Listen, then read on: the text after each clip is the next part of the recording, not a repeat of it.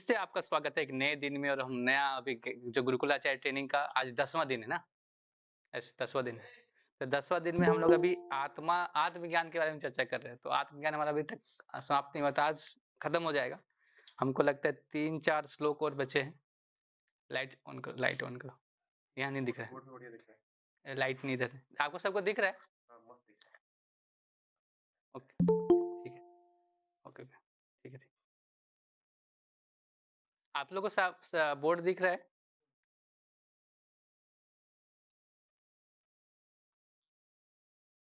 नहीं दिख रहा है ना? लाइट जलाओ, लाइट जलाओ। नहीं दिख रहा ब्रो, इसमें तो अच्छा दिख रहा है। उसमें जलाओ, ठीक है। रहने दो। हरे कृष्ण। रहने दो। अध्याय तो दिख ही नहीं रहा है। ब्लैंक हो गया। हरे कृष्णा। ठीक है, बड़े जो तो हम लोगों ने अभी तक पढ़ा ना कि आत्मा के बारे में हम लोगों ने क्या क्या पढ़ा है, थोड़ा सा रिविजन कर लेते हैं फिर हम आगे बढ़ेंगे। तो हम लोगों ने देखा आत्मा के शाश्वत है। आत्मा और शरीर के बारे में देखा कि वो अशाश्वत है।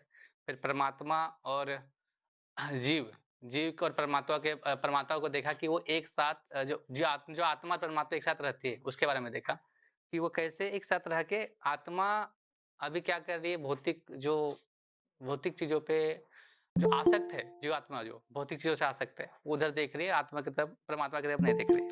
फिर हमने देखा कि आत्मा को ना जलाया जा सकता है, ना वायु में मतलब जल में भिगोया जा सकता है, ना वायु से सुखाया जा सकता है, ना सच से उसको छिद्रित कर मतलब छेदन किया जा सकता है। तो हम लोगों ने ये देखा।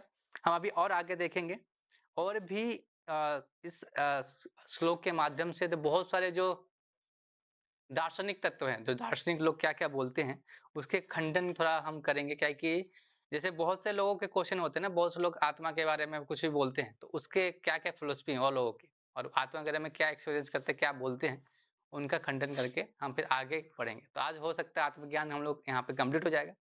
तो अब फिर उसके बाद हम आगे जो बुद्धि योग है और उससे भक्ति योग के बारे में चर्चा करेंगे इस अध्याय में। तो हम लोग स्टार्ट करते हैं, पहले भगवान से प्रार्थना करेंगे और फिर क्लास को शुरू करते हैं।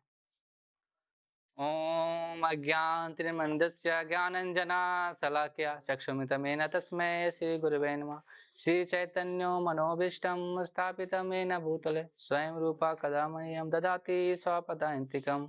नमां विष्णुपादाय कृष्णपृष्ठाय भूतले श्रीमद्भक्तिवेदान्तस्वामीति नामिने। नमस्ते सरस्वते देवे गौरवाणी प्रचारिणे निर्विशेष शून्यवादी पाश्चात्य देशतारिणे। जय श्री कृष्ण चैतन्य प्रभु नित्यानंद श्री अद्वैत गदाधर शिवासादि गौर भक्त वृंद। हरे कृष्णा कृष्ण कृष्णा हरे हरे, हरे राम राम राम हरे हरे। श्रीमद् भगवद गीता की जय, श्रील प्रभुपाद की जय, समेत भक्त वृंद की जय। हरे कृष्णा। तो हम लोगों ने अभी तक 24 श्लोक पढ़े थे। 24 श्लोक में हम लोगों ने कल बताया था मैंने कि जो आत्मा परमात्मा के बारे में और एक बताया था कि एक ट्रेन के बारे में हम लोग ने किया था कि एक दो ट्रेन खड़ी है। अगर आत्मा परमात्मा का एक प्लेटफॉर्म है, जैसे एब्सोल्यूट बोलते हैं भगवान जो है, और एक जी आत्मा और प्रकृति, जो आत्मा है और प्रकृति के में आती है इस प्रकृति में। तो हम क्या करते हैं, जब इसके तरफ हम करते हैं तो देखता है कि प्रकृति हमें क्या कर रही, चलायमान करती रहती है, यानी ये स्थिर है। तो मैंने उदाहरण दिया था, कोई अगर ट्रेन में बैठा है और ट्रेन चल रही है लेकिन वो स्थिर क्या करता है, वो सीट पे बैठा रहता है। लेकिन वो अगर हमें लग रहा है कि हम उस प्रकृति के साथ चल रहे हैं, गुणों के साथ चल रहे हैं, तो प्रकृति के माध्यम से वो चलायमान होता है। लेकिन जब हम इधर देखते हैं प्लेटफॉर्म में, तो जब हम दो ट्रेन है, जब एक ट्रेन चल रही देखते हैं हम भी चल रहे हैं, लेकिन दूसरा ट्रेन जब प्लेटफॉर्म देखते क्या है, हम रुके हुए। तो उसको बताया था। तो वही इसमें स्थिरता की बात की थी, स्टेबिलिटी की बात की थी आत्मा के। तो एक जगह स्टेबल है, लेकिन प्रकृति में जब आती है तो प्रकृति के गुणों को जो शरीर मिलता है उसी में कार्य करने लगते हैं। This call is now उसको being जो लोग recorded. समझ लेता है कि देह ही सब कुछ है, देह में ही सब कुछ हो रहा है, देह से प्रकृति में फिर फंसे रहते हैं। तो आगे हम आज पढ़ेंगे नेक्स्ट श्लोक। तो नेक्स्ट, हाँ बोलिए।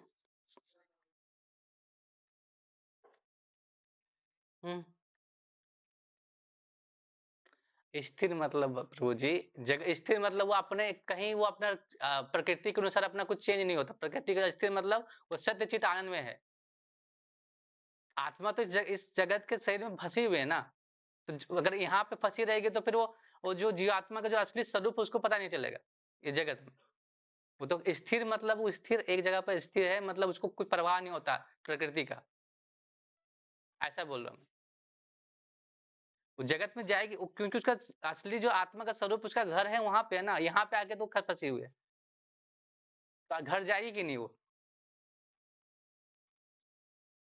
हाँ, तो उसी का बात है।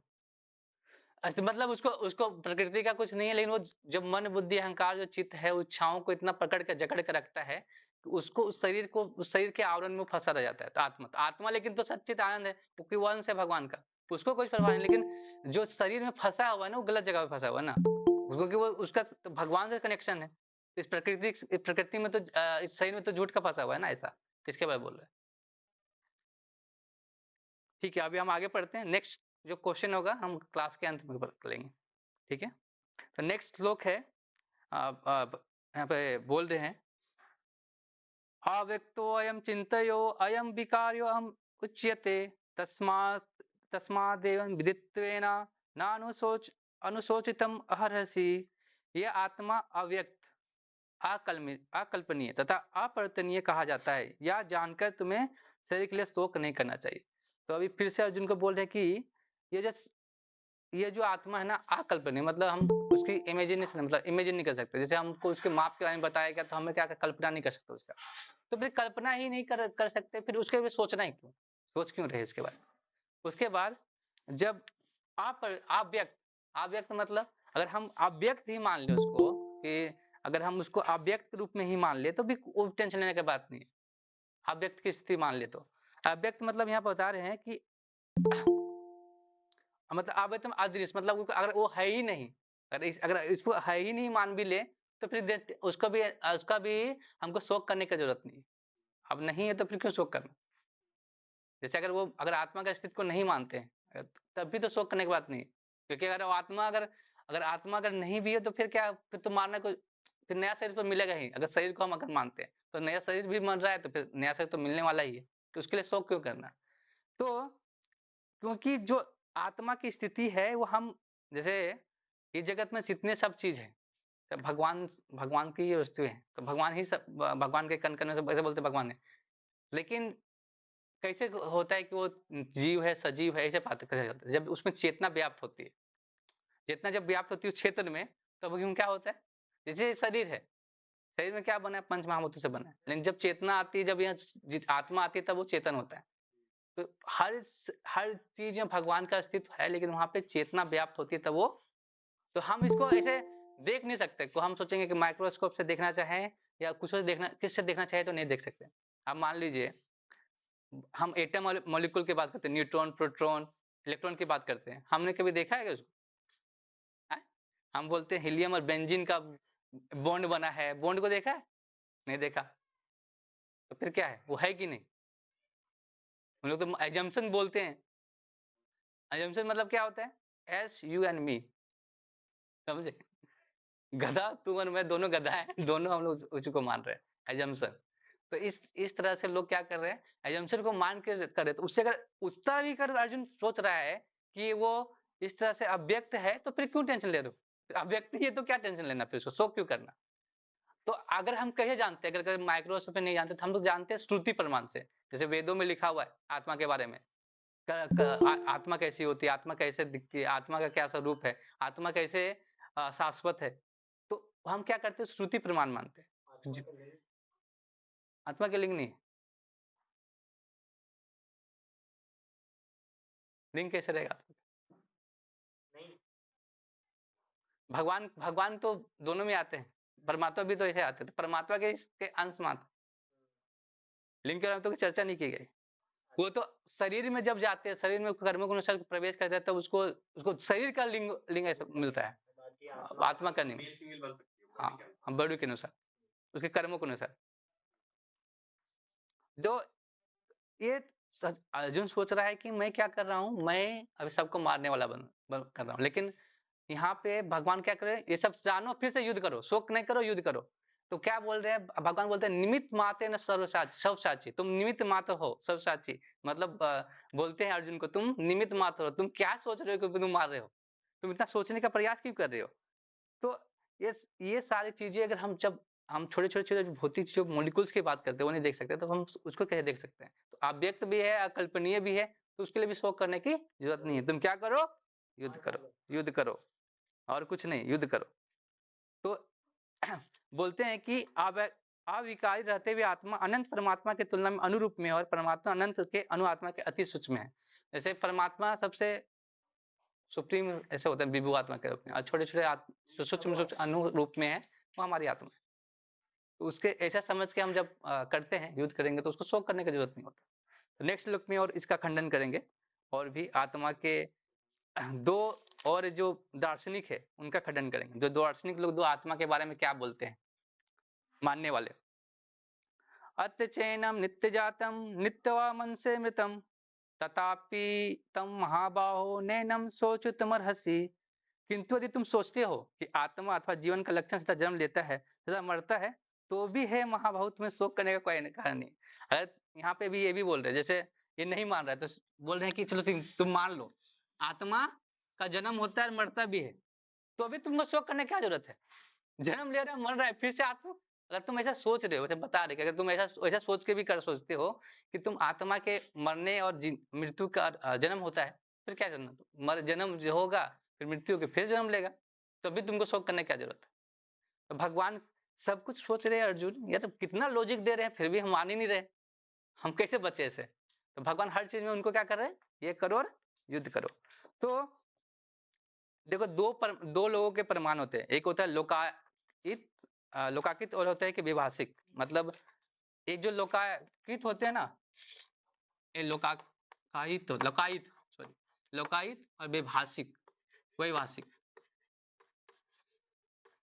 तो इसका हम दोनों समझेंगे। इस क्या है कि इस फिलोसफी को समझना बहुत जरूरी है। लोग इसमें हम लोग को क्या होता है, हमको क्या कर सकते हैं, गुमराह कर सकते हैं। जैसे ये व्यवसायिक लोग है ना, आत्मा को नहीं मानते, बोलते हैं आत्मा नहीं है, आत्मा को नहीं मानते। जैसे बुद्ध फिलोसफी जैसे होता है ना कि आत्मा आत्मा है ही नहीं। अब एक दूसरा है घट आकाश फट आकाश, बताएंगे।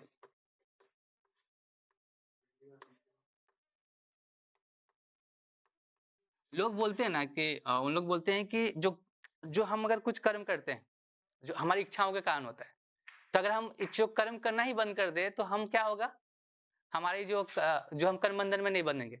लेकिन 3.5 में अब तीसरे अध्याय के 5 श्लोक को खोलिए, आप पढ़िए, एक कोई अध्याय खोलो, तीसरे अध्याय के 5 श्लोक। उसमें क्या बोलते हैं कि कोई ऐसा जीव है ही नहीं जो बिना इच्छा, अगर तुमको अगर कर्म करने की इच्छा नहीं करनी है, तो उसके लिए भी इच्छा करनी पड़ेगी। तो इच्छा कैसे वो खत्म हुआ? पढ़ो तीन पॉइंट। ना तो कर्म से विमुख होकर कोई फल कर्म से छुटकारा पा सकता है, उसका और ना केवल संन्यास से सिद्धि प्राप्त की जा सकती है। आप में से कोई पढ़ सकते हैं, आपके पास बुक है तो। ऐसा है, ना कश्चित क्षणमपि जातु तिष्ठत्य कर्म कृता कार्यत ही वसा कर्म सर्व प्रकृति जय गुना। प्रत्येक व्यक्ति को प्रकृति से अर्जित गुणों के अनुसार विवश होकर कर्म करना पड़ता है, अतः कोई भी एक क्षण भर के लिए भी बिना कर्म किए नहीं रह सकता। तो फिर कैसे आप बोल सकते हैं कि बिना कर्म के हम बंधन से मुक्त हो सकते हैं? तो 3.5 में बोल रहे हैं। हाँ, तो ये दूसरा फिलोसफी क्या है, और वो तीसरा फिर क्या करते हैं ना, रूप और नाम, रूप और नाम बताते हैं, सिर्फ रूप और नाम का बताते हैं कि जो जगत में आया है, और सिर्फ रूप और नाम है। ये तो ये हो गया। ये लोकायतित लोग जो है ना, 4 एलिमेंट को मानते हैं, 4 एलिमेंट। 4 एलिमेंट कौन से? ये जो खम है ना, खम, जो उसको नहीं मानते, उसको मानते अर्थ, मतलब पृथ्वी, जल, वायु और अग्नि को मानते, अग्नि को मानते। तो ये क्या बोलते हैं, ये बोलते हैं कि जो दो एलिमेंट मिलते हैं, मेटर मेटर मिलते हैं, तो एक नया में उत्पन्न होता है चेतना। ये पहले मेटर को ऊपर मानते हैं, मेटर मेटर है ना, उसको ऊपर मानते हैं, और मेटर से मेटर मिलने से फिर चेतना उसमें उत्पन्न होती है, उससे काम करती है। हाँ, तो इसका उदाहरण कैसे दे सकते हैं? ऐसे उदाहरण देते हैं हम लोग, जैसे आप पान खाए ना, पान पान होता है ना, खाए, उसमें क्या होता है, एक एक पत्ता होता है, कत्था होता है। कत्था मतलब थोड़ा सा कुछ कुछ कत्था थोड़ा सा एक लकड़ी टाइप का होता है ना, कुछ कुछ उसका चूना होता है। तो क्या हुआ, हम उसको चबाएं, तो पहले तो सफेद अलग अलग कलर का था, लेकिन जब थूकते तो कैसे निकलता है? तो क्या बोल रहे हैं कि जब मेटर मेटर से मिलता तो एक नया मेटर बनता है, चेतना के साथ चेतना उसमें आ जाती है, ऐसा ऐसा बताते हैं। तो ये इस फिलोसफी बनते हैं कि जड़ जो मैटर को ऊपर ले आते हैं और चेतना नीचे आ गई, ऐसा ऐसा ऐसा दिखाते हैं। तो इस प्रकार से इसकी फिलोसफी है। और जब मरने के बाद क्या हो जाता है, ये चेतना गायब हो जाती है, ऐसे बोलते हैं।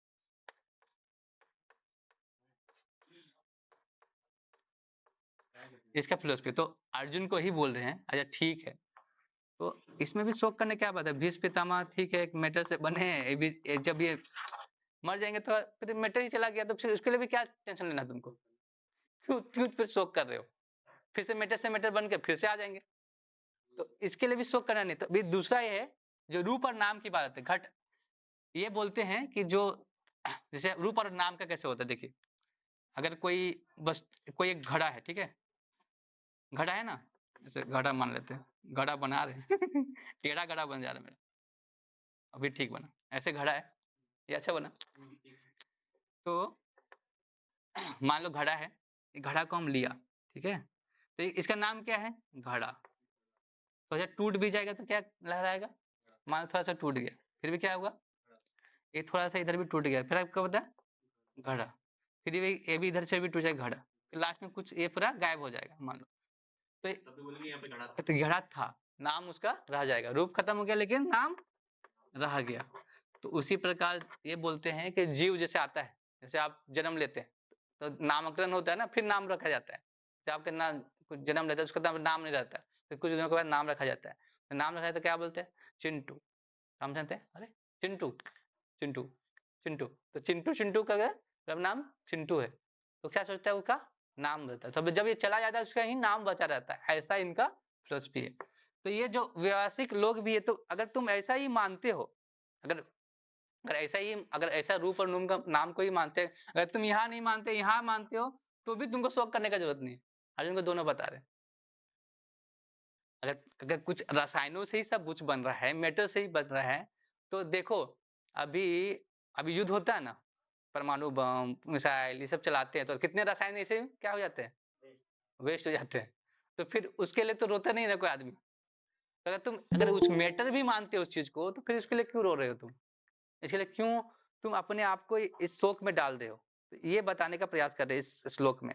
तो हमें इस तरह से अ, जैसे एक और इसमें एक और उदाहरण आता है, जैसे एक लिकर का बोतल, लिकर होता है ना, लिकर दारू, ऐसे बोतल बोतल बनाते हैं, जैसे लिकर है, ठीक है। तो बोलते हैं कि अगर शराब में नशा होता तो नाचती बोतल, होता शराब क्या गाना है ना, तो नाचती बोतल, तो वो तो नाचता नहीं है, जब ये कोई पीता है तब वो ऐसे ऐसे झूमता है। तो मेटर जब उससे रिएक्शन कर रहा है तब वो क्या कर रहा है, एक नया नया कुछ बना रहा है। तो इसका फिलोसफी यही है, तो मेटर मेटर के साथ मिलता है तब ये कुछ चेतना वाली वस्तु बनाता है, ये तो उसमें नहीं है। तो ये वाला ये इनका सिद्धांत है, लोकायत लोग जो बोलते हैं। और ये जो व्यवहारिक लोग बोलते हैं, ये आत्मा के बारे में घट आकाश, जैसे कि आकाश फटा सब हुए, फिर से एक नया नया सृष्टि हो गया, ऐसा बिग बैंग जैसा है इनका। तो इस थ्योरी को मानते हैं। और वो बोलते हैं कि जो जो चीज जो है ना, कि हम जो कर्म करते हैं, कर्म जो इच्छाएं हम करते हैं वो भी वही समाप्त कर रहे हैं। लेकिन हम क्या बोलते हैं, हमारा सिद्धांत कैसा है कि हम जो कर्म कर रहे हैं, जो इच्छा भी कर रहे हैं कर्म को, तो उसकी इच्छा को क्या करना है, भगवान के संग लगाना है, इच्छा को एंगेज करना है। हम कभी अभी ऐसा आपका जीवन में हो नहीं सकता कि आप इच्छा नहीं कर सकते, ऐसा हो गया नहीं। और कर्म किए बिना भी रह नहीं सकते, कर्म किए बिना तो नहीं रह सकते, आपको कर्म तो करना ही पड़ेगा, क्योंकि आत्मा को वो लक्षण आप तो भगवान बोल ही रहे हैं। कर्म करना मतलब काम करना, बट बैठना भी एक कर्म है। कर्म वो अपना अपना एक नित्य कर्म है, एक बहुत सारे कर्मों के भी प्रकार है, तो उस कर्म वो कर्म के बारे में तो हम उस धर्म में जब पढ़ेंगे ना, स्वधर्म के बारे में, उसमें पता चलेगा आपको। तो जो एक शरीर के अनुसार कर्म है, एक आध्यात्मिक रूप से कर्म है, उस कर्म को कौन सा धर्म को पालन करना चाहिए, कौन से कर्म को करना चाहिए, इस प्रकार से।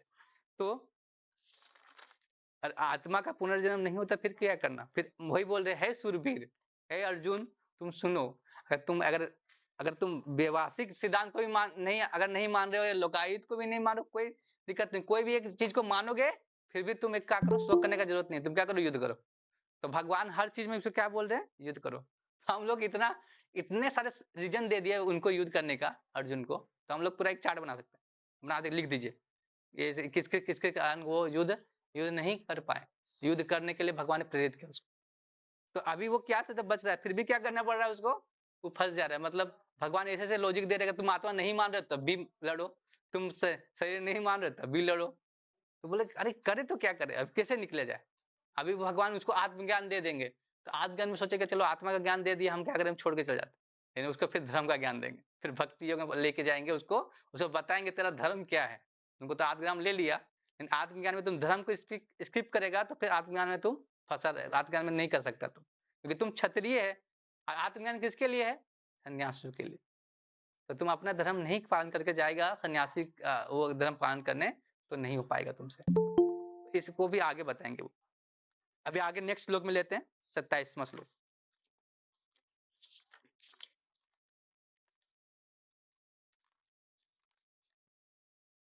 हाँ, इसमें आगे बोलते हैं, जातस्य ध्रुव मृत्युम ध्रुवम जन्म मृतस्य च तस्मात् अपि आर्थे ना तुम शोचितुमर्हसि।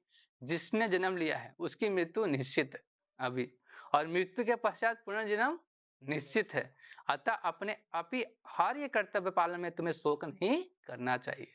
तो भगवान यहाँ बोल रहे हैं, अगर जो यहाँ जन्म लेता है तुमको पता है कि क्या होता है, उसकी मृत्यु निश्चित ही होती है। तो तुम मृत्यु के पश्चात फिर से पुनर्जन्म होता है, तो मुश्किल फिर शोक क्यों करना। अगर अगर मान लो तुम अगर इन लोगों को, जो लोग आए हैं जगत में अभी जो खड़े हैं युद्ध में, तो सब लोग यहाँ पे खड़े हैं, तो इसका जन्म मृत्यु जो निश्चित है। अगर आप तुम नहीं मार रहे हो अर्जुन, क्या करो तुम, अगर कॉमन लॉजिक, अगर तुम नहीं मार रहे हो कोई दिक्कत नहीं, ये तो मरने ही वाले हैं, मृत्यु तो निश्चित है। या तुम मारो या किस काल के अनुसार वो मर जाए। तो जैसे अगर एक पेड़ से एक पक्षी जाता है दूसरे पेड़ पे, जाता है कि नहीं, फिर दूसरे तीसरे पेड़ पे जाता है। अगर तुम पेड़ भी काट दोगे तो क्या होगा, दूसरा पेड़ पे भी चला जाएगा, वो थोड़ी उस पेड़ पे रहेगा आसक्त। तो इसी प्रकार जो शरीर का हम जब ये शरीर का जो हमारा जन्म मृत्यु होता ही है, तो उसके लिए टेंशन क्यों ले रहे हो तुम, उसके लिए शोक क्यों कर रहे हो, इतना इतना शोकाकुल क्यों हो रहे हो कि तुम, क्योंकि ये सारे चीज निश्चित है। ध्रुवम मतलब होता है निश्चित। जैसे भगवान ध्रुव महाराज थे, उन्होंने कितनी तपस्या की दृढ़ निश्चय से, तो निश्चित है ये कभी वो क्या करता है, कभी वो निश्चित मतलब होना ही है, निश्चित है। इसमें प्रकृति करवाएगी तुम आपको जन्म मृत्यु के चक्कर में, जन्म मृत्यु जो बना है सिस्टम वो करेगी, होगा ही। तो इसको बोल रहा है कि तुम क्या करो, तुम जो जन्म से जो कर्म जो कर रहे हो, तो जो कर्म तुम जन्म जो हुआ है, और तुम गुण है तुम्हारा, जो गुण है तुम्हारा, जैसे कोई अगर बिजनेसमैन है, तो क्या देखता है, हर समय वो बिजनेस देखता है। और उसको जो बनिया जो होते हैं, बनिया जो वैश्य होते हैं, जो उनको कुछ भी को लगे तो बिजनेस बिजनेस ही दिखता है सब में। तो एक बार क्या हुआ था कि एक चाइनीज था और एक कोई मारवाड़ी लोग जा रहे थे ट्रेन में, तो चाइनीज ने देखा एक मक्खी मारी, खा लिया। तो ऐसे खा लिया। तो मारवाड़ी ने देखा कि अरे ये तो मक्खी भी खा रहा है, तो उसके सामने एक मक्खी आई तो वो मारा, बोला $2। तो वो क्या किया, उसको एक बिजनेस, तो वो क्या सब जगह क्या दिखता है, बिजनेस दिखता है। तो उसी प्रकार ये जो कोई मैनेजर है, तो क्या देखा मैनेजमेंट कैसा चल रहा है, उसका गुण उसी तरह से है। तो इसीलिए हमें कभी जो लोग हैं जो टेम्पल में आते हैं, जो कुछ का सेवा करें, तो उसके गुणों के अनुसार उसको सेवा देना चाहिए। एक नेचर होता है, साइकोफिजिकल नेचर होता है, उसके नेचर अनुसार को सेवा देंगे तो क्या होगा, इंगेज रहेगा, वो काम को अच्छे से करेगा।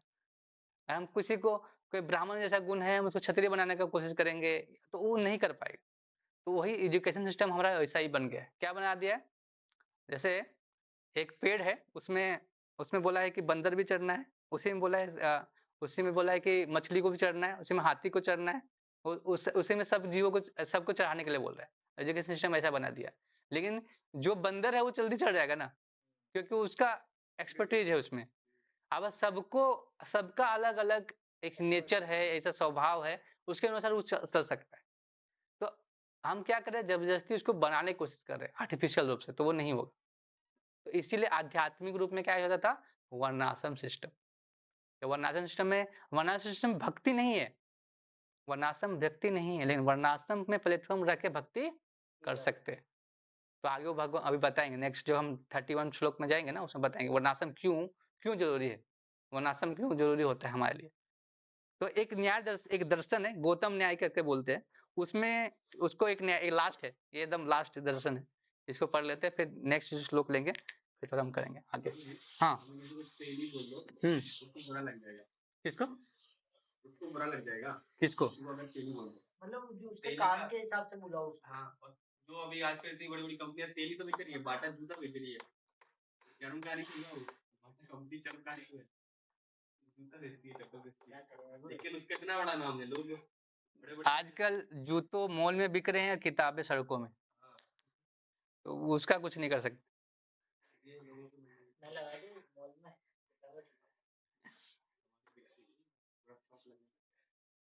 तो देखो गौतम न्याय क्या करता है ना, जैसे हम जन्म होता है ना, जन्म हम जन्म लेते हैं, तो उसमें क्या होता है, आत्मा जो आत्मा और सूक्ष्म शरीर होता है हमारा, है ना, सूक्ष्म सूक्ष्म शरीर होता है, प्लस हमारा बॉडी हो गया, शरीर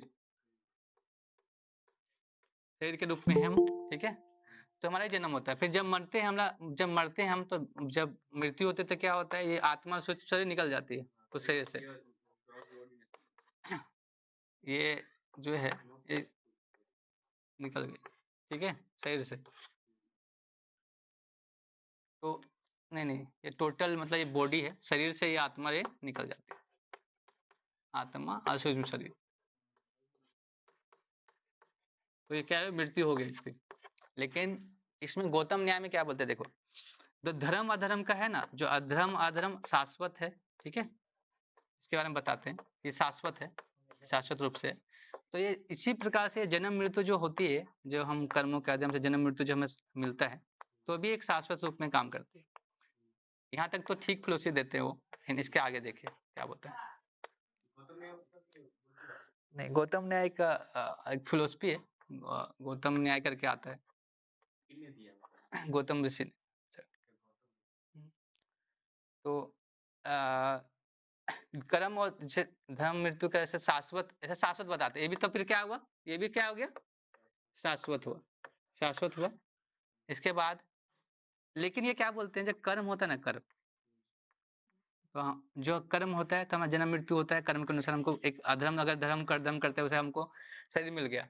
लेकिन क्या होता है कि ये बोलते हैं कि हम कभी हमेशा कर्म बंधन से हम मुक्त नहीं होते, ऐसा बताते हैं वो लोग, मतलब हमारा जन्म मृत्यु होते रहता है, ऐसा बार जहाँ धर्म की ऐसे ऐसा कुछ हो नहीं सकता, होते रहता है। लेकिन ये बताते हैं कि धीरे धीरे जब वो जन्म अधर्म धर्म में और फंसते जन्म मृत्यु के बारे में चलते रहते हैं, लास्ट में क्या होता है, वो हाईएस्ट पॉइंट पहुंच जाते हैं, जब हाईएस्ट चेतना में पहुंच जाते हैं, हाईएस्ट स्थिति में, तो जब जन्म मृत्यु का कोई इसको प्रभाव नहीं पड़ता, तो वो इससे ऊपर चले जाते हैं, ऐसा ऐसा बोलते हैं चेतना से। तो इनका फिलोसफी ऐसे है, हाईएस्ट चेतना में चले जाते हैं, और चेतना जब विकसित हो जाते हैं तो ये एक क्रम प्रधान के बारे में बताते हैं, क्रम प्रधान है, उसी के से सब कुछ हो जाता है। इस ये फिलोसफी में ये बताते हैं कर्म प्रधान, क्रम के जो प्रधानता की बताते हैं, लेकिन वो क्या करते हैं कि जो कर्म बंधन से हम कभी मुक्त नहीं होते, हम इसी में फंसे रहते हैं। जब हम हाईएस्ट चेतना में पहुंचते हैं तो क्या हो जाता है, हाईएस्ट चेतना में पहुंचने के बाद फिर हम इसको जन्म मृत्यु हमारे लिए कुछ कुछ होता नहीं, हम उस हाईएस्ट चेतना में पहुंच गए, इसकी ये फिलोसफी है, एक थोड़ा है। तो फिर इसीलिए ये फिलोसफी देना जरूरी है, ये सब फिलोसफी आपको बहुत सारे लोग आपसे मिलेंगे, आपको ऐसे ज्ञान ऐसे बोलेंगे, तो आप फिर कंपेयर करना पड़ेगा ना, कैसे ये सही है, क्या गलत है, क्या ये सच में सही दे रहा है कि नहीं। तो वो फिलोसफी उसको पता होना चाहिए। आप विद्या और विद्या दोनों प्राप्त होना चाहिए, आप ये सब में पढ़ेंगे, विद्या विद्या दोनों आना चाहिए हमको। अगर आप विद्या नहीं आ रहा है तो विद्या को कैसे काटेंगे, मतलब गलत क्या है आपको पता तो होना चाहिए, गलत क्या है, तभी ना आपको सही कर सकते हैं। हमेशा दोनों पक्ष पता दोनों पक्ष होना चाहिए। जैसे प्रपात बोलते थे कि जैसे प्रपात जब जो अपने शिष्यों को भेजते थे, तो भक्ति तो करा ही रहे थे, लेकिन जैसे बहुत सारे जो जमीन है कुछ खरीदना रहता था फिर टेम्पल के लिए, तो उनको भी सिखाते थे, क्योंकि उनको भी पता होना चाहिए, चलो भौतिक चीज है लेकिन वो काम आएगी ये जगत में, हम जब इस जगत में कर रहे हैं ना, कर रहे हैं। अविद्या का यूज हम क्या, अविद्या जो चीज हमारी भौतिक चीजें जो चीजें हैं, जो शिक्षा है, लेकिन वो जरूरी है, क्योंकि अगर वो गलत क्या है, जैसे सिगरेट पीना गलत बात है, सिगरेट पीना गलत बात है, यानी पता तो होना चाहिए कि सिगरेट पीना गलत बात है, क्यों गलत बात है ये पता होना चाहिए ना, तभी जाके हम काट सकते हैं क्यों गलत है। तो इसीलिए आप विद्या और विद्या दोनों पढ़ाई जाते हैं। इसलिए आप पढ़ोगे एक और है आ, उसमें संभूति असंभूति आता है कि जो हम देवताओं की पूजा कैसे करनी चाहिए, देवताओं की पूजा क्यों नहीं करनी चाहिए, ऐसा दोनों में आता है। उपासना और पूजा में क्या डिफरेंस है। एक शब्द आता है भजते, भजते शब्द सिर्फ भगवान के लिए यूज किया जाता है, देवताओं के लिए नहीं। देवताओं का उपासना की जाती है, देवताओं की उपासना होती है। भजते मतलब भजन, भगवान के भजन कर सकते हैं, भगवान के भजन करना। भजन जैसे भगवान के लिए, विष्णु के लिए यूज होता है, कृष्ण के लिए यूज होता है ऐसा। तो ये आप पढ़ सकते हैं, छठे अध्याय के लास्ट श्लोक में इसके बारे में दिया हुआ है।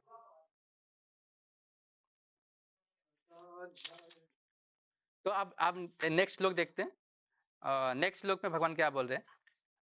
तो आत्मा की ओर थोड़ा सा आगे बढ़ रहे हैं अब। 28वां श्लोक है इसमें। अव्यक्ति दिनानि भूतानि व्यक्ति मध्यानि भारत अव्यक्त निध्यान अन्येवा तत्र का परिदेवना। तो बोल रहे हैं सारे जीव प्रारंभ में अव्यक्त रहते हैं, फिर मध्य अवस्था में व्यक्त होते हैं, फिर विनष्ट होने में पुनः अव्यक्त हो जाते हैं। अतः श्लोक करने की क्या आवश्यकता है। तो यहाँ पे देखिए, उसको बाद में खोजिएगा, इधर हम लोग देख लेते हैं कि हम इस जगत में देखते हैं कि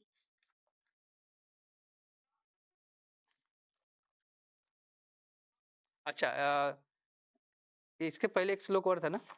जाते ध्रुव में थोड़ा सा और एक इसमें थोड़ा सा एक चीज और है 28वें श्लोक में।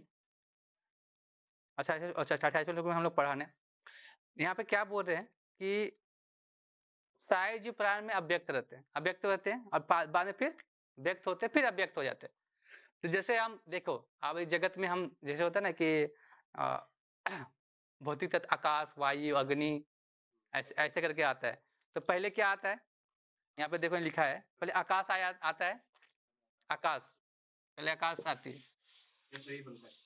हाँ ये जो ब्रह्मांड की बात कर रहे हैं, ब्रह्मांड में भी ऐसे, ब्रह्मांड का भी ऐसे आवरण बनता है जैसे मन बुद्धि अहंकार का आवरण है। फिर आकाश वायु जो पंच तत्व ऐसे एलिमेंट्स आते हैं। तो पहले आकाश आता है, फिर वायु बनता है, वायु से उत्पन्न होता है, फिर क्या होता है वायु से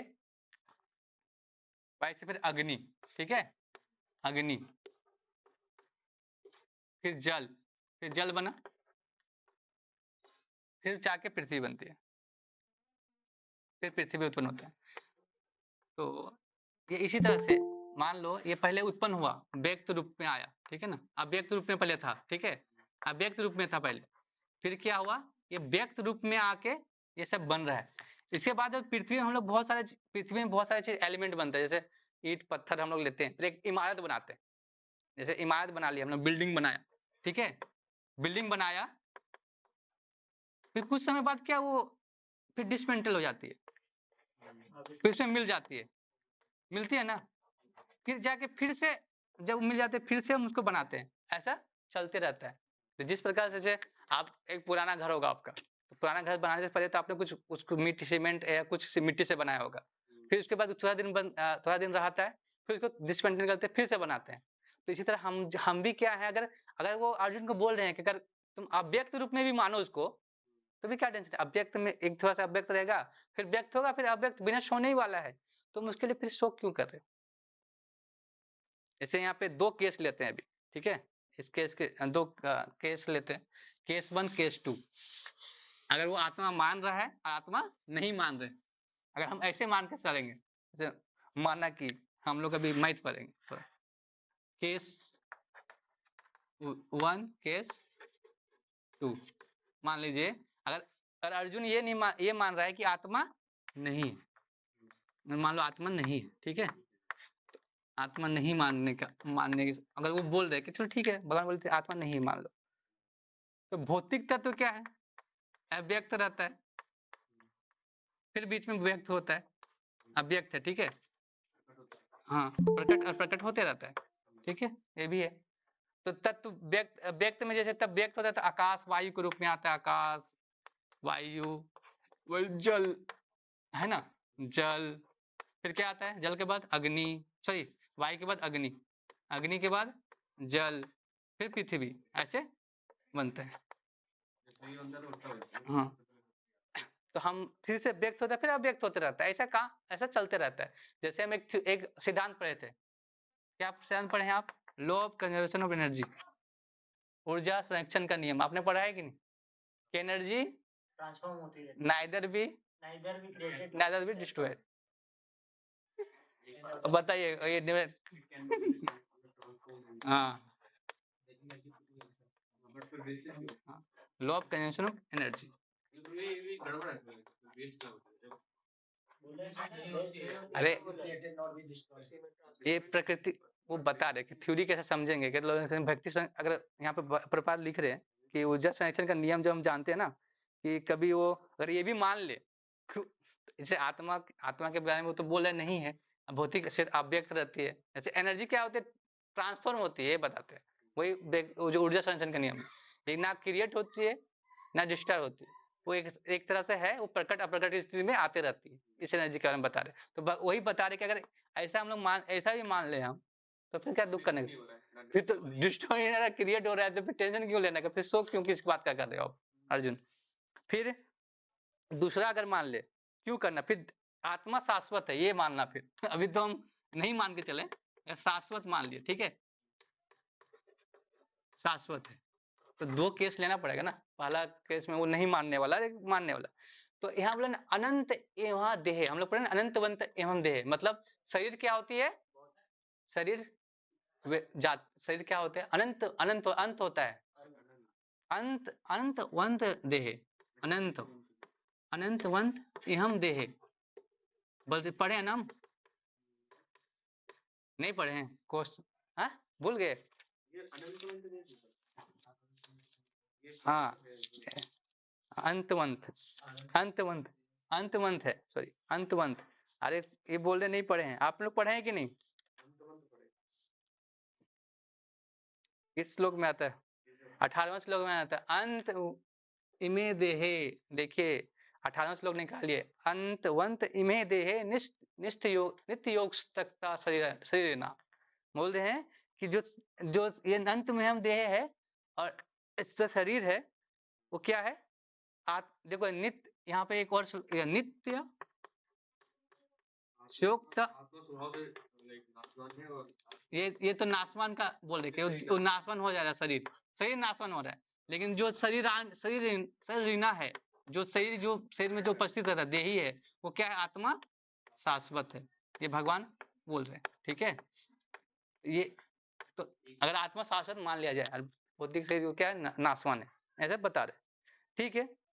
तब याद होगा कि शरीर एक वस्त्र की बात है, फिर बस भगवान ने बताया ना कि वस्त्र की भांति है, तो तुम क्या टेंशन ले रहे हो, एक वस्त्र की भांति है, तो जो पुराना वस्त्र जब हम त्याग देते हैं, फिर नया वस्त्र मिलता है, उसके लिए क्या टेंशन है, पापा फिर से नया दे देंगे, भगवान हमारे कृष्ण, तो हमको नया दे देंगे, हाँ जैसा पैसा, जैसा तुम करोगे, जैसा तेरा परफॉर्मेंस होगा, जैसे परीक्षा होता है ना, बच्चों का एग्जाम होते हैं, तो जब एग्जाम में बच्चा जैसा नंबर लाता है, परफॉर्मेंस करता है, उसके वजह से उसको क्या मिलता है, वो मतलब नहीं बोलते, जैसे अगर बोलते हैं ना पापा कि पास नहीं होगा तो रिक्शा ले देंगे और पास हो गया तो साइकिल ले देंगे,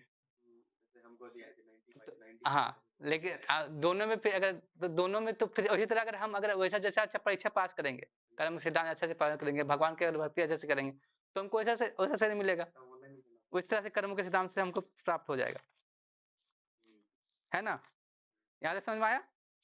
अभी और थोड़ा सा इसमें है, तो जो वस्त्र की भांति काम करता है, तो फिर एक पर्वत जो परिवर्तनशील है, एक जो चीजें वस्त्र है, उसके लिए क्यों शोक करना, तुम्हारा कपड़ा फट जाता है तो क्या उसको रो देते हैं, मेरे कपड़ा फट गया, ऐसे छोड़ दे, नया कपड़ा लेते हैं कि नया कपड़ा, कि उसके लिए हम रोते रहते हैं, नहीं रोते ना। तो जो देखो अभी जो भीष्म पितामह जो द्रोण है, उनका जो शरीर क्या जीर्ण अवस्था हो गई है, उसके लिए तुम नश्वर शरीर के लिए तुम इतना ज्यादा क्यों कर रहे हो, तुम सोचो अर्जुन, अर्जुन को बोल रहे सोचो, तुम क्या सोच रहे हो, ऐसा क्यों सोच रहे हो। तो शाश्वत आत्मा की तुलना अगर भौतिक शरीर में कोई अर्थात अस्तित्व नहीं है, तो सपने के समान है, जैसे हम सपने में देखते हैं ना, हमको अलग अलग शरीर प्राप्त होता है? तो हम भी एक सपने में, नहीं सपना किसी और का है, हम उस सपने में घूम रहे हैं, बताइए किसका सपना है और किसके सपना में हम, बताइए, उनको ऑनलाइन वालों को बता रहे हैं, हाँ, और उस सपने में हम सपने देख रहे हैं, इंसेप्शन मूवी एक, उसमें आपको आप एक बार देखना अगर टाइम मिले तो। इंसेप्शन मूवी में दिखाया गया है, सपने में सपना दिखाता है। तो उसी प्रकार हम सपने, भगवान के सपने में हम खुद सपना देख रहे हैं और उस सपने हम जीना चाहते हैं, फिर हम सोते हैं, फिर एक सपना देखते हैं। मतलब सपना किसका सही है? स्वप्न में हम लोग, स्वप्न में हम उड़ते भी हैं। स्वप्न में देखा कभी उड़ते हुए आपने? हाँ। सब में देखा सपने में कभी कि हम गिर रहे हैं? बचपन में उड़ते थे, गिरते थे, उड़ते थे। आज कभी कभी कभी हम लोग सोते पलंग में फिर गिर जाते, पटाख नीचे गिर रहे हैं तो एकदम सही। हाँ, तो ये सारे सपने में हम भी वही सपने के बातें। तो शरीर शरीर अगर हम सपने की बातें समान है तो फिर इसके लिए क्यों इतना ज्यादा हम शोक करने का प्रयास करें? देखिए यहाँ पे लिख रहे हैं, स्वप्न में हम आकाश में उड़ते हैं और राजा की भांति रथ में आरूढ़ हो जाते हैं। हम देखते हैं कभी मेरे को बाइक चलाना नहीं आता, तो मुझे एक सपने में आता है मैं बाइक चला रहा हूँ। मतलब नहीं आता मुझे, लेकिन मैं सपने में मुझे आ रहा था कि मैं बाइक चला रहा हूँ। अरे बाइक चला रहा हूँ, मुझे मतलब आ गया मेरे को, मैं खुश हो रहा था उस समय। लेकिन जब सपना टूटा था, मुझे तो चलाना आता नहीं है। कार भगा रहा हूँ। हाँ, तो ऐसे ऐसे जो हम, जैसे इसीलिए भगवान ने हमको अपने सपने में डाला कि तुम बनना चाहते हो ना मालिक, बॉस, तो ठीक है मेरे सपने में बन जाओ। तुमको एक जगह दे देते हैं, एक उस सपने में उस सपने में तुम सब कुछ बनो। एक काक भुसुंडी की कथा आती है रामायण में। तो ये भी सुना है मैंने, जो डिजायर रियल में कम लाइक नहीं हो पाती पूरी, भगवान उनको सपने में पूरा कर देता है। देखो सब कुछ हम सपने में ही कर रहे हो, उससे कुछ दिक्कत नहीं है। हम लोग कुछ भी अगर आनंद लेते हैं ना, मन आनंद लेता है। अब देखो तुम, अभी अभी हम तुमको एक एग्जांपल देते हैं, अभी तुरंत तुमको समझ में आ जाएगा। तुम अभी आंख बंद करो, आंख बंद करो, दोनों हाथ ऐसे रखो, दोनों हाथ। हाँ आप भी कर सकते हैं एक्सपेरिमेंट। ऐसे सीधा करना है, ऐसे सीधा, ऐसे सीधा दम स्ट्रेट करना है, स्ट्रेट। ठीक है, आप लोग भी कर सकते हैं ऑनलाइन वाले। आप आंख बंद करो, मैं जो बोल रहा हूँ आपको महसूस करना है बस। ठीक है, एक हाथ जो दाया हाथ है उसको महसूस कीजिए, दाया हाथ को। दाया हाथ कौन सा है? बाएं। राइट हैंड और लेफ्ट हैंड है, तो राइट हैंड में महसूस कीजिए एक रुई रुई रखा हुआ, रुई रुई रखा हुआ, रुई और रुई रख दिए। और बाएं हाथ में हम क्या कर दिए, एक सेव रखे, फिर 2 सेव रखे और उसको महसूस कीजिए कि सेव रखा हुआ है और एक हाथ में रुई रखे गए। अब रुई को हटा के हम उसको लोहा रख रहे हैं, लोहा रख रहे हैं, 1 केजी लोहा रख दिए और लोहा रख रहे हैं और लोहा रख रहे हैं और लोहा रख रहे हैं। कैसा लग रहा है? हैं? कुछ भी नहीं लग रहा है, आप महसूस नहीं कर रहे थे। भारी लग रहा है ना हाथ, एक हाथ भारी लगता है, आप तब ध्यान से नहीं सुन रहे थे। एक भारी लगता है हल्का, तो क्या कर रहा है वहां? तो रखा नहीं है, रखा था कुछ? मैं रखा था? नहीं रखा था। मान ही नहीं देते कुछ रखा है इसलिए। हाँ, रख जैसे आपको बोला जाए आम नहीं खाना है तो क्या आता दिमाग में? है? नहीं खाना है आम, हम बोले आम नहीं खाना है, आम आता है। हाँ, मन क्या करता, मन में जो, जैसे ये इस जगत में बोलते हैं ना, सबसे ऊपर वाला आनंद क्या है पता है? प्रेमानंद नहीं, प्रेमानंद नहीं हो। यहाँ का सबसे बड़ा आनंद है जो हम मैथुन सुख लेते हैं ना, वही आनंद सबसे ऊपर है यहाँ का। वो भी दो दो चीज बहुत आनंद एक होता है इस जगत में, मैथुन सुख, और जब तुमको आपको प्रेशर लगा हो और जब रिलीज हो जाए, जब बाथरूम जाते हैं रिलीज हो जाता है, वो आनंद आप महसूस करेंगे, सबसे सबसे बड़ा आनंद है। और मान लीजिए आपको प्रेशर है और आपको नहीं मिल रहा जगह, और वो जगह मिल जाता है, कितना आनंद आता है? आता है कि नहीं? और उसी तरह एक मैथुन सुख है। तो हम 2 मिनट का मैथुन सुख के लिए, 3 मिनट का मैथुन सुख के लिए पूरा जीवन में उसी में लगा देते हैं, उसी के लिए लड़की चाहिए, शादी करना है, ये करना, उसी में पूरा जीवन फंसा जाता है। तो ये इसके लिए नहीं करना, मैथुन सुख के लिए नहीं, उसका करना है हमको गृह जीवन जीना है। लेकिन हमको गृह जीवन में पता होना चाहिए कि हम गिरा मेधी ना बने, हम गृहस्थ लाइफ को जिए वर्णाश्रम के अनुसार, और जिससे हम भगवान की भक्ति में और बढ़ सके, इसके लिए करना।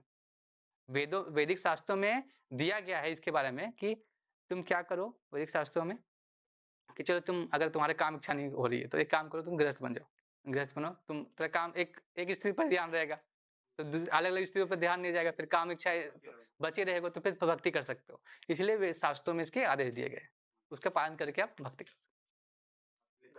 आप ऐसा नहीं कि आप इसके लिए कि आप जितना मैथुन सुख कर सकते हो, इसके लिए नहीं दिया गया, सहूलियत दी गई बस, उस सहूलियत का पालन कीजिए, वर्णाश्रम धर्म।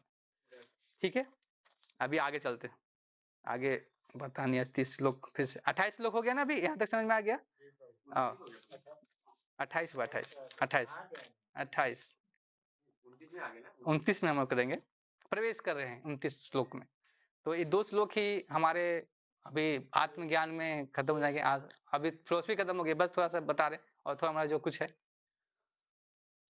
आश्चर्य पश्यति कश्चिदेन मा आश्चर्यवदति तत्व चान्यः आश्चर्य आश्चर्य अन्यमन्य शृणोति श्रुतपेन वदे वेद न चैव कश्चित्। कोई आत्मा को आश्चर्य से देखता है, कोई इसे आश्चर्य की तरह बताता है तथा कोई इसे आश्चर्य की तरह सुनता है, किंतु कोई कोई इस विषय में सुनकर भी कुछ नहीं समझ पाता। देखो अभी अर्जुन ही यहाँ तक कुछ हम जान रहा है, लेकिन इतना आत्मा बताने के बाद भी कोई कह रहा है आश्चर्य से देख सकता है कि सच में आप प्रभु जी बता रहे आश्चर्य की तरह देखते हैं कि सच में ये होता है, झूठ नहीं बोल रहे। आश्चर्य भी लगता है फिर भी कि नहीं ऐसा ऐसा लॉजिक, मतलब हम क्या कि आत्मा अकल्पनीय है ना, अव्यक्त है ना, तो हमारी कल्पना से बाहर है। जब जैसे जो वैज्ञानिक लोग बोलते हैं ना कि जो हमको दिखता है उसको मानना चाहिए, लेकिन एटम मॉलिक्यूल को क्यों मानते फिर?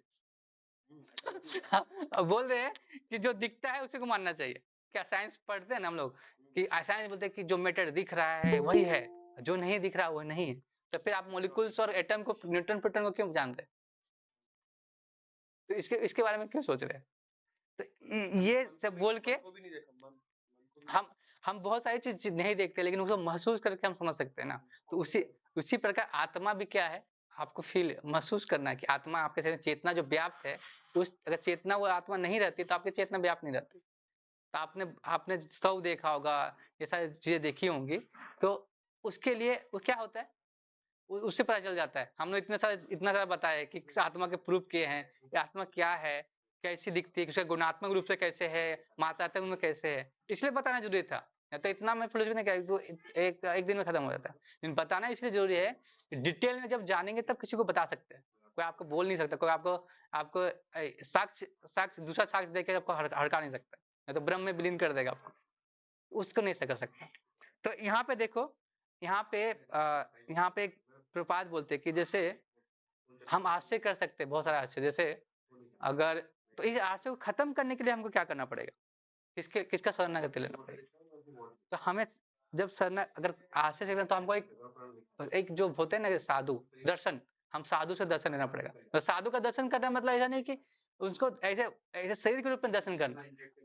दर्शन करने का मतलब होता है हरे कृष्णा, अभी बाद में बताइएगा, क्लास के टाइम पे नहीं। तो दर्शन के समय क्या होता है कि जब दर्शन की बात आती है, हरे कृष्ण, तो दर्शन की बात आती है तो हम साधु का दर्शन करते हैं। ऐसा नहीं कि हम उसको देख लिए दर्शन, ऐसा नहीं। उन्होंने संसार को कैसे देखा है, कैसे उन संसार को दर्शन किया है, संसार को कैसे वो देख रहे, उसका दर्शन को पता करना है। तभी वो दर्शन को प्राप्त करके आप तब इस जगत को देख सकते हैं। जैसे बोलते हैं ना, साधु संग सर्व शास्त्र कहे, लौ मत साधु संग सर्व सिद्धि होए। तो अगर सर्व सिद्धि होगा तभी हो सकता है जब हम साधुओं के संग लेंगे, साधुओं के जो मुख से जो हम दर्शन सुनेंगे तभी हो सकता है। तो उसी बारे में तो आश्चर्य नहीं तो आश्चर्य बना रहेगा हमको, इस जगत में बहुत भी आश्चर्य करने की अलग चीज है। तो वो आश्चर्य में तो आत्मा भी बहुत आश्चर्यचकित लगेगा, क्योंकि वो हमारे लॉजिक से कल्पना से बाहर हो जाता है, वो कल्पना से बाहर है, तो हम कैसे करेंगे। तो एक कहानी आती है, जैसे यहाँ पे लिखते हैं कि विशाल पशु, विशाल वृक्ष, जितने आप देख सकते हैं संसार में, उन्होंने कैसे इतने सारे संसार को एक चीज में डाल दिया है, थोड़े से बीज में डाल देते हैं।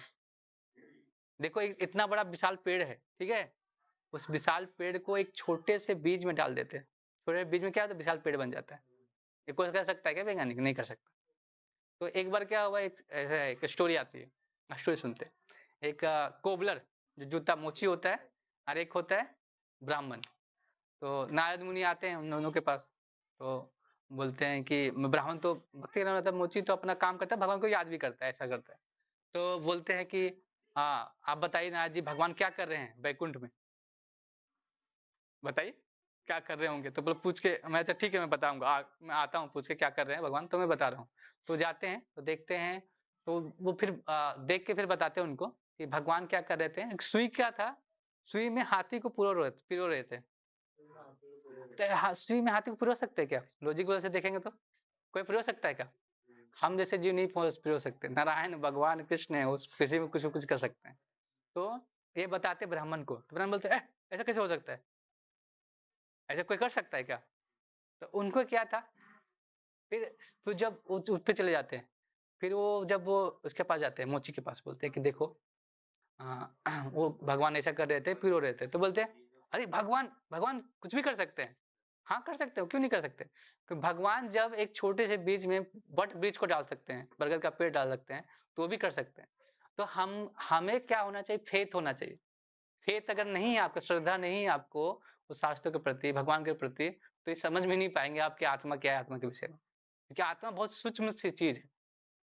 ये न्यूट्रॉन प्रोटॉन प्रोटॉन तो चलो आप इसे मान के हम समझ लेते, लेकिन जो आत्मा भी इतने अकल्पनीय, जब बिना श्रद्धा के आप नहीं समझ सकते। तो इसको समझने के लिए आपको श्रद्धा दिखानी पड़ेगी। तो ऐसे ऐसे करके हम ऐसे करके संसार के लोग ऐसे माया में फंस जाते हैं, मुंह में, इस इंद्रिय तृप्ति के मुंह में ऐसे फंसे रहते हैं। और इस जो आश्चर्य वाली चीज को, जैसे कुछ चीज बहुत कठिन होते तो लोग क्या छोड़ते, छोड़ देते हैं। फिर आत्मा को दे समझ में नहीं आ रहा, छोड़ो, आत्मा है ही नहीं। फिर क्या सोचते हैं, आत्मा को ऐसे छोड़ देते हैं। तो यहाँ पे बोलते हैं कि आत्मा ज्ञान को समझने का सरलतम उपाय क्या है? उपाय तो जानना चाहिए ना। अन्य मतों को विचलित हुए बिना परम प्रमाण भगवान कृष्ण के द्वारा कथित भगवत गीता उपदेशों को ग्रहण किया जाए।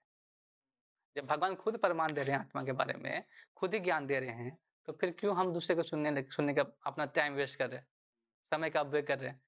वृद्ध अरण्यक उपनिषद में बोलते हैं विज्ञानम आनंदम ब्रह्म, बोलते हैं कि ज्ञान आनंद ब्रह्म, धन और धन बांटने वाले का सर्वोच्च लक्ष्य साथ ही जिसने ब्रह्म का महसूस किया उसे में रहता है।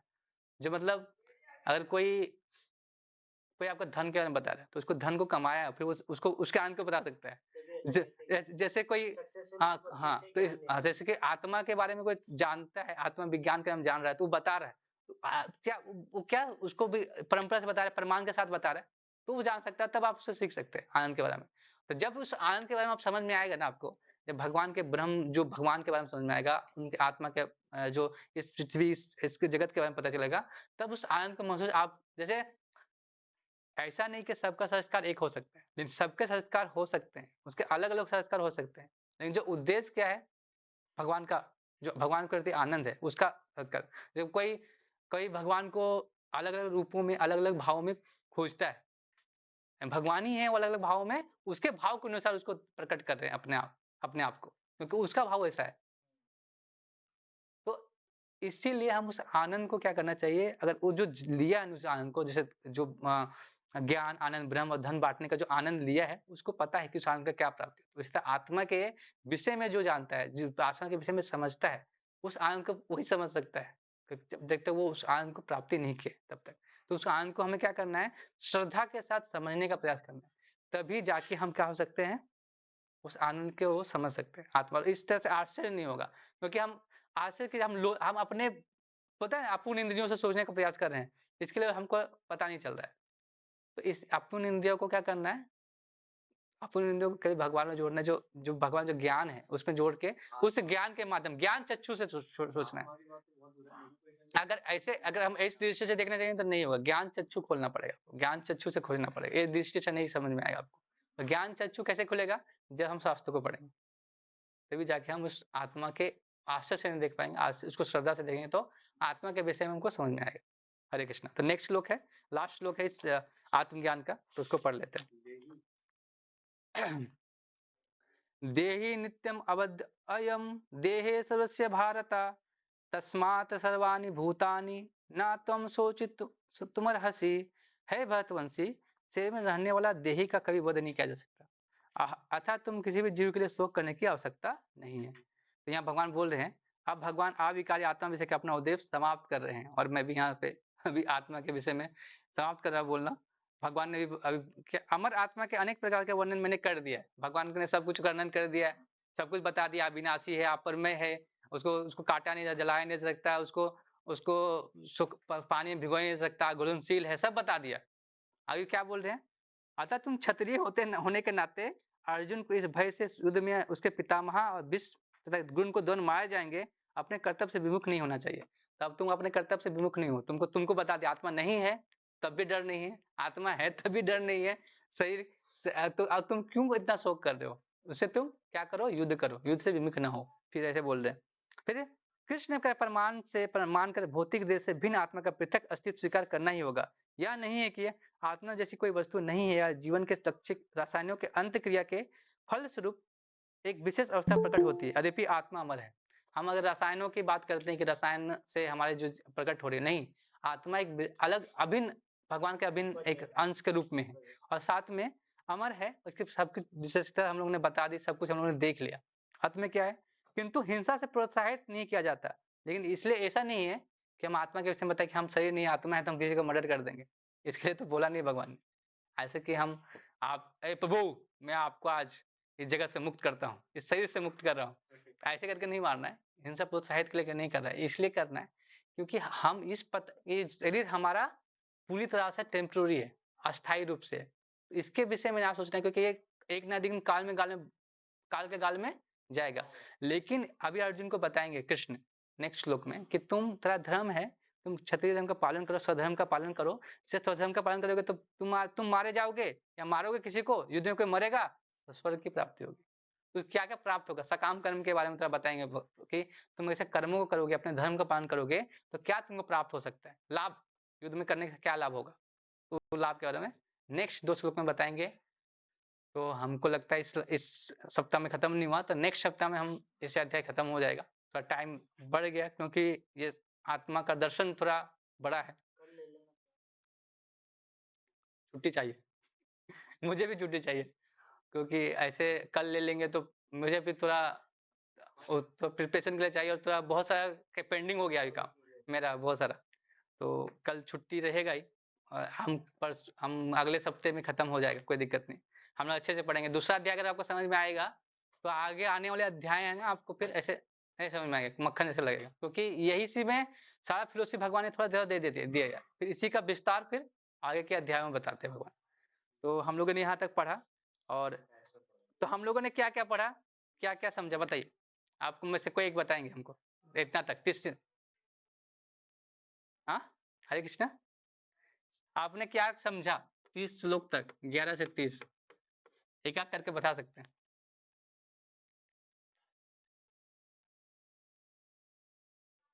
कुछ नहीं समझा कोई? ओके, आत्मा शरीर का वस्त्र के समान है। जो शरीर मतलब जो आत्मा के ऊपर जो आवरण है वो वस्त्र के समान है, शरीर शरीर जो है। अच्छा, और एक एक पॉइंट बोल सकते हैं। हरे कृष्णा।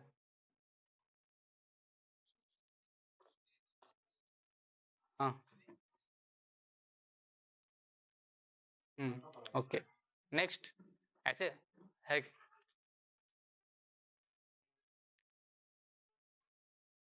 हम्म हम्म ओके, और हरे कृष्ण। हम्म।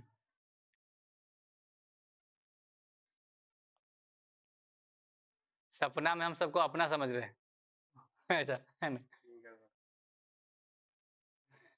जैसे एक उदाहरण देते हैं प्रपात बहुत बार, एक गाड़ी जो ट्रेन चलती है, ट्रेन में जैसे हम यात्री के साथ चढ़ते हैं ना, एक यात्री जैसे एक बोगी में चढ़ते हैं तो एक बोगी में बहुत सारे लोग मिलते हैं, हम उससे दोस्ती थोड़ा सा सफर करते करते हैं दोस्ती हो जाता है। लेकिन फिर एक आपका स्टेशन आता है, उसको उतरना पड़ जाता है।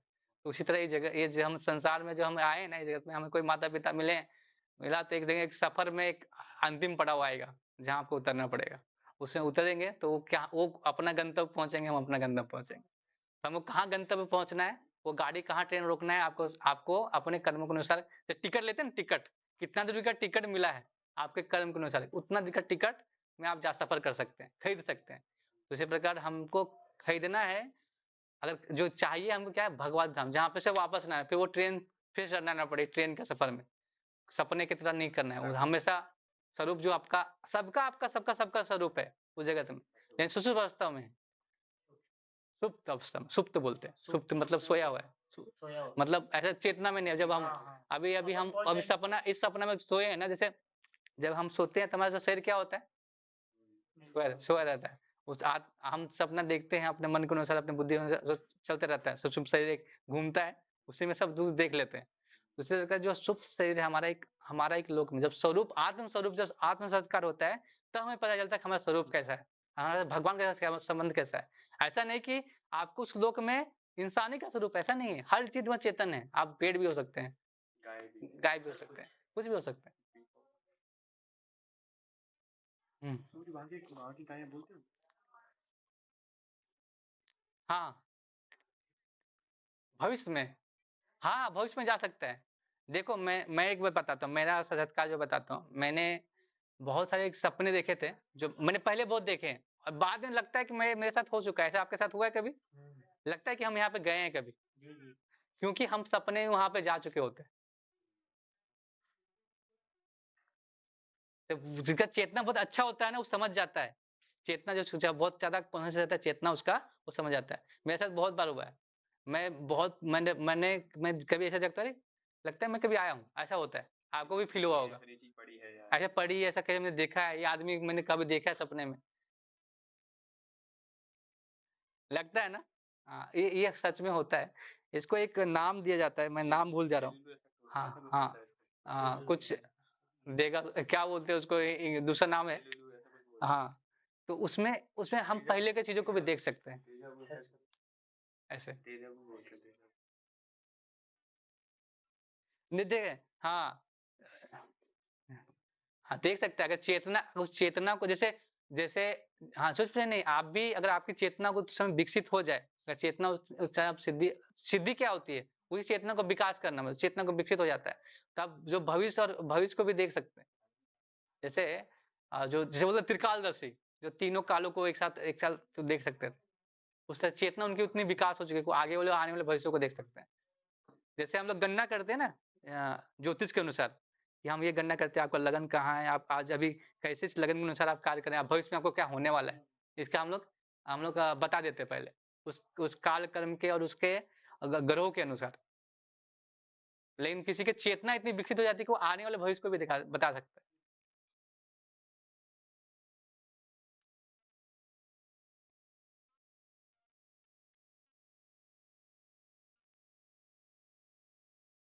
हाँ, हाँ।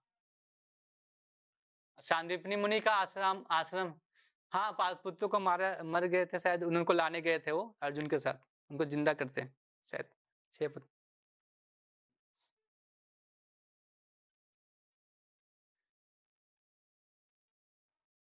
तो भगवान भगवान है ना, कहीं जा सकते हैं, उनका शरीर दिव्य है। जैसे हम लोग यमलोक नरक लोग जा सकते हैं, नहीं जा सकते इस शरीर में, क्योंकि हम हमारा हमारा वैसा मतलब ये शरीर इस जगत के लिए, जैसे हर ग्रह में क्या है, लोग, हाँ, लोग रहते हैं, लोग वहाँ पे जीव बसते हैं, लेकिन वहाँ का शरीर अलग है और यहाँ का शरीर अलग है। तो यम लोग नरक लोग, भगवान है ना, भगवान है, सब जगह जा सकते हैं, भगवान दिव्य है ना। वो हमारे से थोड़ी है कि हमारे से मैथुन दृष्टि से आते हैं, हमारे से शरीर आत्मा का आवरण पहनते हैं, ऐसा नहीं है। भगवान हर जगह पर भगवान है, हर स्थिति में, वो कहीं भी जा सकते हैं। खंबे से भी निकल सकते, खंबे में से निकलना है, इसमें से निकलना कौन? वो आत्मा। देखिए भगवान है ना, भगवान ने सारे सिद्धांत बनाए हैं, भगवान अपने सिद्धांत अपने नियम तोड़ सकते हैं। तो देखिए जो वो शरीर था ना, जहाँ पे वो एक एक जैसे हम मरते हैं ना, तो हम एक जगत में जाते हैं, पृथ्वी लोक बोलते हैं उसको, वहां पे फंसे, वहां पे जाते हैं। फिर हमने कर्मों के अनुसार हम उसको अपने नरक का जो स्वर्ग भोगते हैं, पृथ्वी लोक में रहते हैं। जब तक हमारा पिंडदान नहीं होता, हमको जब नया शरीर नहीं मिलता, तब तक पृथ्वी लोक में वास करते हैं हम। तो उस पृथ्वी लोक में जाकर फिर उसको लेके आ सकते हैं, ऐसा ऐसा था उनका, उसमें उसमें वास कर रहे थे। है, आत्मा को लेता है। हाँ, हाँ, हाँ।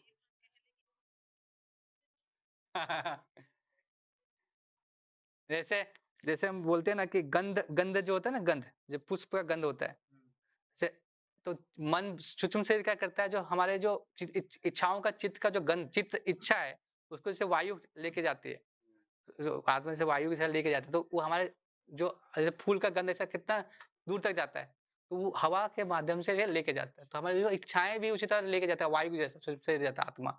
और वो बाद में जब हमको शरीर प्राप्त होता है, तब वो इच्छाएं उस पे उस आवरण के अनुसार उसको मिल जाता है, उसको आवरण मिल जाता है इच्छाओं के। इसमें एसडी कार्ड है, सारा डेटा है, निकाल के दूसरे फोन में डाल देते हैं।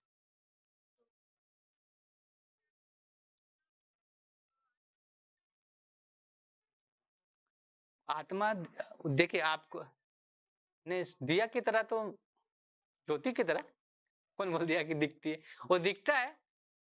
इफल्जेंस होता है। ज्योति की तरह सूक्ष्म शरीर होता है, मुझे पता नहीं उसका क्या बोलते हैं उसको, पता होगा बताता हूँ मैं उसको। जैसे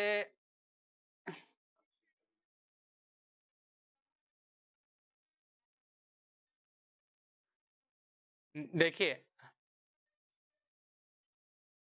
हाँ हाँ, वो पिक्चर में दिखाते एक ज्योति जा रही है, वो ऐसे ऐसे उड़ते उड़े ऊपर उस लोक में जाती है। पता नहीं उसके बारे में तो मैंने सुना नहीं अभी, अभी तो पढ़ा भी नहीं मैं। दिखती भी नहीं है पूरी आत्मा। किसके साथ हुआ है, टीवी में किस कहाँ हुआ है?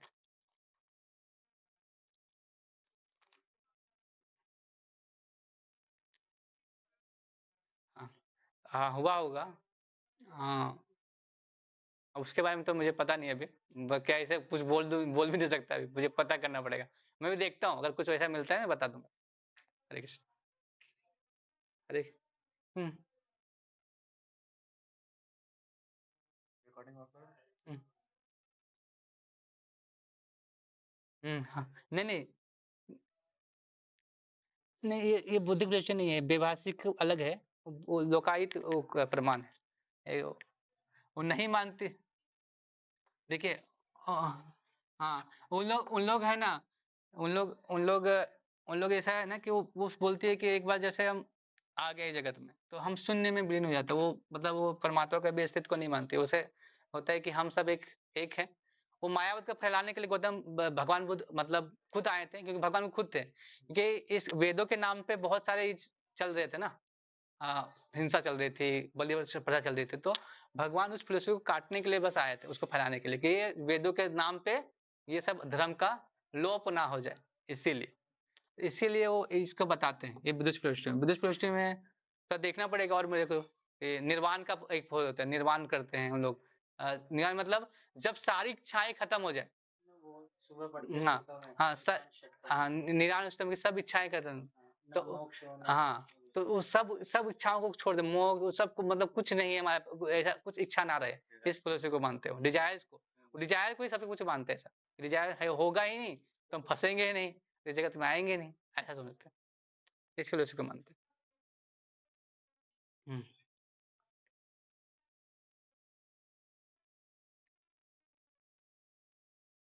अब आकाश को क्यों नहीं मानते, अब हम ये, आप प्रभु जी हम विभाषिका में बोल रहे थे, वो उसमें नहीं बोल रहे हम, विभाषिका में हम बुद्ध दृष्टि बताए हैं, इसमें नहीं बताए।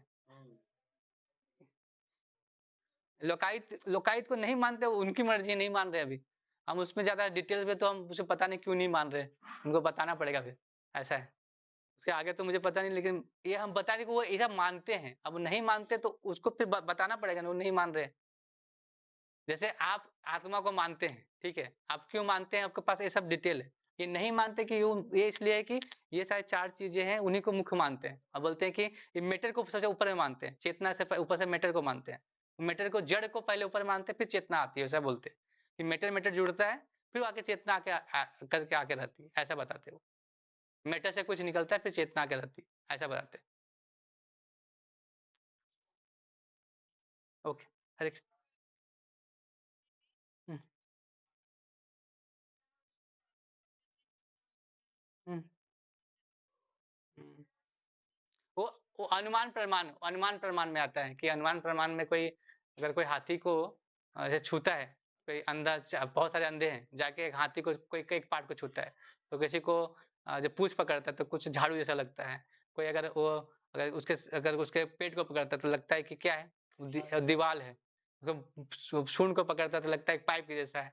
तो उन लोग अनुमान प्रमाण कर रहे हैं, तो अनुमान प्रमाण की बात में, अनुमान प्रमाण में क्या होता है कि हम अनुमान करते हैं, अपने इस अपूर्ण इंद्रिय से सोचने का प्रयास करते हैं, हम अनुमान लगाते हैं, जब वैज्ञानिक लोग अनुमान लगा के काम करते हैं, एजम्पशन में काम करते हैं, तो वो एजम्पशन सच में सही है गलत, तो वो उसमें तो अंधा जैसा दिख रहा है, तो हाथी है, लेकिन उसको क्या क्या लग रहा है, दूसरा लग रहा है, तो उस बात वो अनुमान प्रमाण में आते हैं। तो हम लोग लेकिन शब्द प्रमाण में जाते हैं ना, कि शब्द प्रमाण में आत्मा के बारे में वेद क्या लिखा है, आत्मा के बारे में क्या बोल रहे हैं, श्रुति प्रमाण, श्रुत भगवान ने क्या बोला है, सुना रहे हैं ना अर्जुन को, तो इसको शब्द प्रमाण के रूप में व्यक्त किया गया।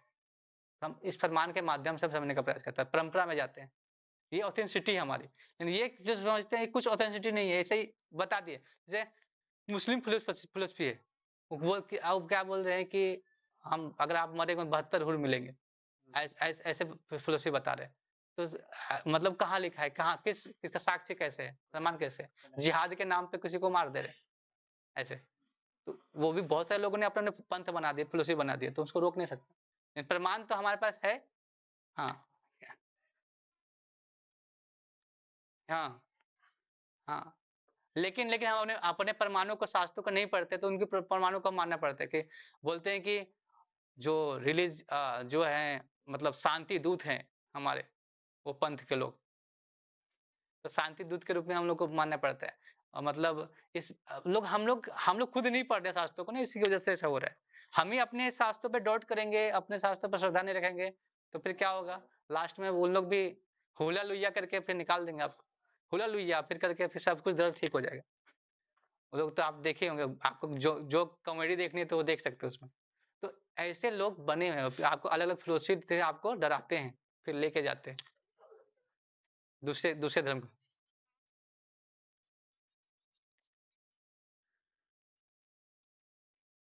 हाँ हाँ। मनोबुद्धि अहंकार चित्त सब ऐसे नहीं समझेंगे, नहीं मानेंगे। उन लोग लॉजिक समझते हैं ना, लॉजिक। मन मन के अनुसार चलना चाहते हैं। अपने मन को, हमारा मन बहुत ज्यादा तक कहाँ सोच सकता है? जहां तक हम अनुभव करते हैं, उसी अनुभव को मन क्या करता है, दिखाता है। तो अनुभव से कितना अनुभव होगा आपको? एआई के पास जो हाँ। डेटा है तो जितने प्रोग्राम थे उतना ही चला जाएगा। ऐसे वो कितना देर तक चलेगा प्रोग्रामिंग? तो आपको उतना ही है, उससे ज्यादा कुछ क्वेश्चन पूछेगा तो बोलेंगे डेटा फेल हो जाता है, डेटा डिनाइड। डेटा डिनाइट हो जाता है। तो इसीलिए हमको शास्त्रों को श्रद्धा से सुनना पड़ेगा, श्रद्धा से मानना पड़ेगा, तभी जाकर हम कर। ओके, ठीक है, हम नेक्स्ट में मिले। हरे कृष्णा। हम्म हम्म।